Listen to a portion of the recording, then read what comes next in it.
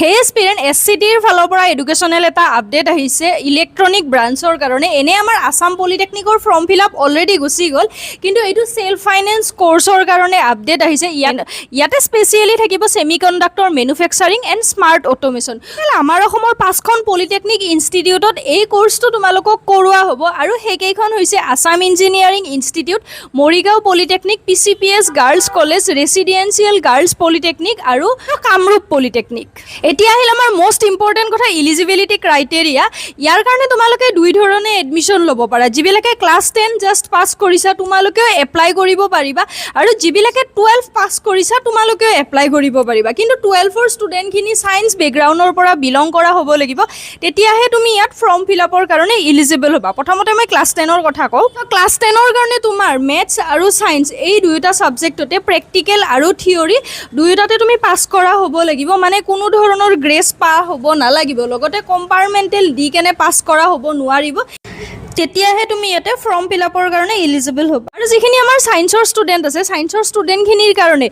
physics chemistry আৰু maths এই তিনিওটা সাবজেক্টতে তুমি পাস কৰিব লাগিব তেতিয়াহে তুমি ইয়াতে ফৰ্ম ফিল আপৰ কাৰণে এলিজিবল হ'বা লগতে যিখিনি আমাৰ ক্লাছ 10 ৰ ষ্টুডেন্ট আছে আৰু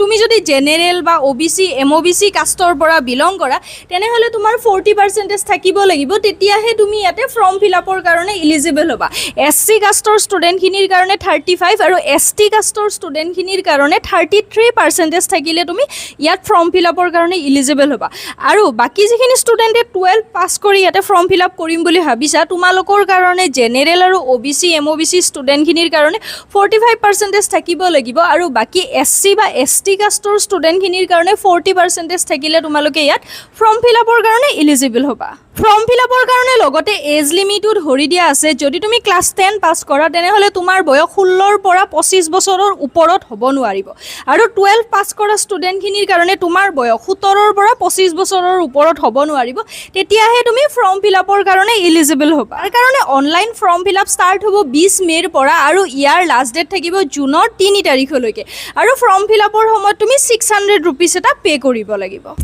যিখিনি ষ্টুডেন্টে ইয়াতে 12 পাস কৰি কেনে এপ্লাই কৰিবা তোমালোকৰ OBC MOBC বা জেনেৰেল কাষ্টৰ কাৰণে মই ক'লোৱে 45% লাগিব আৰু SC ST ৰ কাৰণে 40% লাগিব ঠিকে কিন্তু ইয়াতে তোমালোকৰ তিনিটা সাবজেক্টৰ পৰাহে মাৰ্ক লোৱা হ'ব ফিজিক্স কেমিষ্ট্ৰি আৰু মেথছৰ পৰা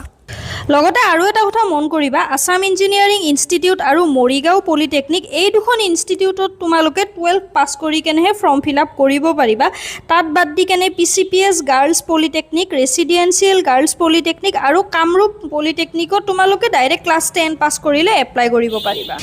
এই কোৰ্সটোৰ কাৰণে যিখিনি ষ্টুডেন্টে ক্লাছ 10 পাস কৰি যাবা তোমালোকৰ কাৰণে কোৰ্সটো কমপ্লিট কৰোতে সময় লাগিব 3 বছৰ আৰু যিবিলাকে 12 পাস কৰি যাবা তোমালোকৰ 2 বছৰতে কমপ্লিট হ'ব যিবিলাকে ইলেক্ট্ৰনিক ব্ৰাঞ্চটো পঢ়িম বুলি ভাবিছা তোমালোকক মোৰ ফালৰ পৰা আগতীয়াকৈ বেষ্ট অফ লাক থাকিল আৰু ভিডিওটো যদি অকনমান হলে ইনফৰমেটিভ টাইপ লাগে তেনেহলে প্লিজ লাইক এটা কৰি দিবা আৰু শেয়াৰো কৰি দিবা আৰু কিবা ডাউট থাকিলে কমেন্ট সেকশনত জনাবা লগতে প্লিজ মোৰ চেনেলটো সাবস্ক্ৰাইব কৰি দিবা এণ্ড থ্যাঙ্কস ফৰ ওয়াচিং